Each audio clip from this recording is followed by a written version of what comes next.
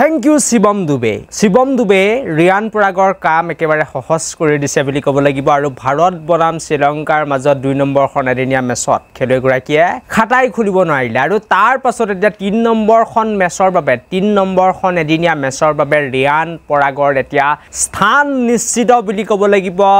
এদিনীয়া ক্ৰিকেটত বা আন্তঃৰাষ্ট্ৰীয় ক্ৰিকেটত ৰিয়ান পৰাগৰ এবাৰ অভিষেক ঘটিবলৈ গৈ আছে ৰিয়ান পৰাগে ডেবিউ কৰিবলৈ গৈ আছে বৰ্তমান সময়ত একেবাৰে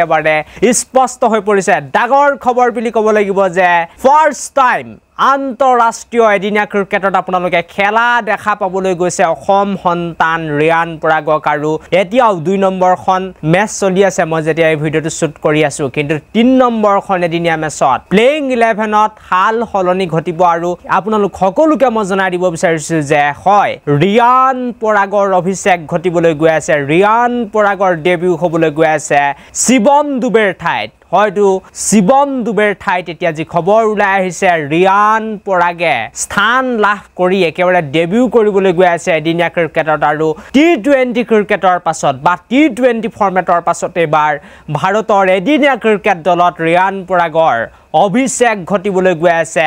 সাৰপ্ৰাইজ পেকেজ হ'বলৈ গৈ আছে ৰোহিত শৰ্মাৰ আৰু আমি জানো যে ৰিয়ান পৰাগে কেনেকুৱা বেটিং কৰিব পাৰে কেনেকুৱা বোলিং কৰিব পাৰে নিমিখতে এখন খেল শেষ কৰি দিব পাৰে বা নিমিখতে এখন খেল ৰূপে খলাই দিব পাৰে আৰু হেই জনা খেলুৱৈ এবাৰ বেক বুলি ক'ব লাগিব ক্ষমা কৰিব বেক নহয় আসলতে তেখেতৰ অভিষেক বুলি ক'ব লাগিব এদিনীয়া ক্ৰিকেটত আৰু যেতিয়াই ৰিয়ান পৰাগ আহিব সমূহ অসমবাসীয়ে গৌৰৱ অনুভৱ কৰিব